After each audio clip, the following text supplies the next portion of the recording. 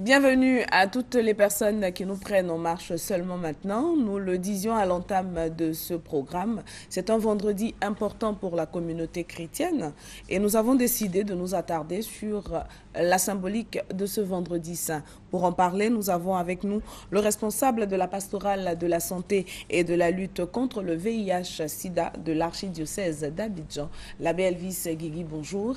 Bonjour. Et merci pour sa disponibilité Merci à vous. et sa spontanéité. Chaque fois que nous avons besoin de lui, nous avons besoin d'avoir des réponses. C'est volontiers que lui et tous les pères qui acceptent de venir sur nos plateaux viennent pour nous éclairer. Le vendredi saint, c'est vraiment lourd de sens, c'est la période de carême, mais comme on le dit, c'est le tridium, les 3 derniers jours avant la célébration de la fête de Pâques. Alors effectivement, aujourd'hui nous sommes vendredi saint. Hier c'était le jeudi saint, donc depuis hier nous avons commencé le Triduum pascal avec le jeudi saint, mais il est important de signifier que depuis 40 jours nous sommes en la préparation de ce Triduum, donc de la fête de Pâques, du mystère pascal. Et hier avec la fête du jeudi saint, donc l'institution de l'Eucharistie et du sacerdoce, avec le lavement des pieds, Jésus, d'une certaine manière, nous avait déjà présenté de manière anticipée ce qu'il devait vivre aujourd'hui. Et donc aujourd'hui, nous mettons l'accent sur la passion du Christ. Depuis le vendredi saint, il allait en agonie, du moins au jardin de Gethsémani, dans sa méditation. Et tout au long de cette journée, nous allons contempler, réfléchir sur le procès de Jésus-Christ, qui va le conduire jusqu'à la croix, donc à Golgotha, et là où il va souffrir pour nous la connaître la réalité de la croix, mais notre espoir ou sinon notre foi ne s'arrête pas là, nous le suivons jusqu'à sa résurrection. Donc dans le dimanche, donc dans la nuit du samedi au dimanche, ce que nous allons célébrer demain. Alors donc ce qui est important pour aujourd'hui, c'est effectivement regarder et contempler la passion de notre Seigneur Jésus-Christ. Qu'est-ce qu'il faut retenir dans ce symbole? D'abord, c'est vrai que c'est un symbole, mais c'est une réalité historique. Il est important de savoir que Jésus, ce n'est pas de la légende. Et il est important effectivement de voir toutes ces personnes qui sont en scène dans sa passion.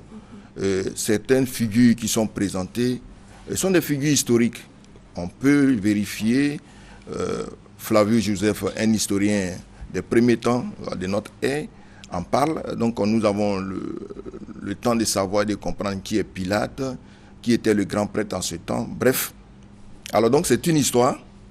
Et cette histoire de Jésus de Nazareth, l'histoire de l'humanité, voilà, il rejoint l'histoire de toute l'humanité en fait. Et ce qui nous est important de savoir, c'est qu'à travers la passion, c'est tout le mystère de Jésus-Christ qui est présenté. Et donc, comme on l'a sûrement écouté le jour des rameaux, si le grain de blé tombé en terre ne meurt pas, il ne peut porter du fruit. Donc, il va connaître la passion, la croix et la mort, mais c'est une manière pour lui de mourir, pour nous donner sa vie. Et ce que nous devons retenir, c'est d'abord avoir la foi dans cet acte qu'il a posé et de voir quel amour nous a été donné par Dieu.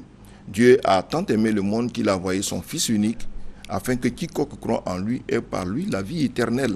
Et donc, croire d'abord à cet acte d'amour, de donation, d'attitude, de dessaisie de soi que Jésus porte. Et c'est tout cela qui fait un peu le symbolisme. C'est-à-dire, en voyant par exemple le procès de Jésus, mais on voit toute l'histoire de l'humanité. Comment, quelquefois, les hommes politiques, les hommes tout court, comment des personnes, des amis peuvent nous trahir, comment des proches peuvent nous abandonner, comment le juste peut souffrir alors que Dieu est toujours proche. On se pose mille et une questions devant la souffrance, devant la mort, devant la maladie. Pourquoi moi je souffre? Et de nous, c'est toutes ces réalités que nous essayons de contempler dans le procès de la passion et la croix de Jésus-Christ, pour dire qu'il a porté toutes nos souffrances et que par ses blessures, ses meurtrissures, nous trouvons la guérison. Il nous a fait passer du temps ou de la réalité des servitudes d'esclaves à une réalité des serviteurs, des services. Il nous a fait passer à une réalité de domination, à une réalité d'autorité, service. Et donc, qu'on soit responsable, qu'on soit simple citoyen, en regardant, en tant que chrétien, en regardant cette réalité de la passion, nous découvrons que toute notre vie s'y résume. Même, comme on le dit, le paradoxe même de la vie. Aujourd'hui, on t'acclame, demain, on te crucifie. Aujourd'hui, on t'applaudit, on te fait des hommages, demain, ce sont des injures. Ainsi de suite. Donc, autant de réalités qui sont signifiées et à travers les stations du chemin de la croix, ça nous donne de réfléchir à chaque station qui nous sommes, qu'est-ce que Dieu attend de nous aujourd'hui et qu'est-ce que nous devons concrètement faire pour passer aussi, comme lui, de ce monde à son Père. Parce que hier, on entendait cette parole forte à Pierre qui disait non, mais il ne faut pas, pour toi, le maître, comment laver mes pieds. Et il disait simplement, si je ne te lave pas les pieds, tu n'auras pas part avec moi. Alors, si on n'emprunte pas le chemin de l'humilité, de l'abaissement, du dissaisie de soi, de se désapproprier, alors on ne peut pas rentrer en Dieu. Voilà. Si Dieu lui-même, qui est tout puissant, s'est dessaisi et il s'est fait homme, alors pour devenir Dieu, il faut pouvoir se dessaisir de ce que nous sommes pour pouvoir rentrer en Dieu. C'est l'invitation à l'humanité. Voilà. C'est l'invitation à l'humanité. Au service des autres. Des autres, des pauvres surtout, voilà, des exclus, à partager. Oui. Voilà. Et surtout, par exemple, l'enseignement du jeudi saint, le maître, le Seigneur qui s'abaisse, donc c'est inviter tous ceux qui effectivement ont une parcelle de pouvoir, de savoir se mettre, je veux dire, au pied de ceux qu'ils servent. Parce que quelquefois, ils sont là pour nous servir. Je prends un exemple banal. Hein. Vous voyez, quand on dit ministre, bon, ministre même vient du service. Donc ça veut dire qu'un ministre, c'est celui qui doit être à notre service. Oui. Voilà. Donc, au service de la communauté. Quand on prend, par exemple, on dit un député, ça veut dire qu'un député, tu as été député, ça veut dire qu'on t'a délégué notre pouvoir. Oui. Ça veut dire que c'est notre pouvoir que tu as, ce n'est pas ton pouvoir. Tu es un représentant. Tu es un représentant. Donc, autant d'éléments qui nous font réfléchir, en fait. Qui doivent nous rappeler. Qui doivent nous rappeler. Oui. Voilà. Donc, quand on regarde la passion, on se dit que, mais la force du mal est certes réelle, mais n'est pas plus forte, ou sinon n'est pas plus puissante que la force de l'amour. Elle ne doit pas. Elle ne doit même pas. Voilà, elle ne doit même pas. Et celui qui aime jusqu'au bout est capable de vaincre le mal et les œuvres des ténèbres. D'accord. Nous allons parler justement du chemin de croix, parce que c'est vraiment le temps fort. Le temps fort d'aujourd'hui. Voilà, de la journée de vendredi saint. Le jeudi saint a ses étapes, le vendredi saint également. À ses réalités. Et voilà, le chemin de croix, c'est vraiment un parcours que le chrétien fait avec celui qui représente Jésus, pardon. Et c'est une invitation, en fait, à partager, à vivre avec Jésus sa passion. Oui. Effectivement, ça dit qu'à travers le chemin de croix, nous faisons le même chemin en esprit et dans la foi avec Jésus. C'est cette explication justement qu'il faut donner. Voilà. En esprit.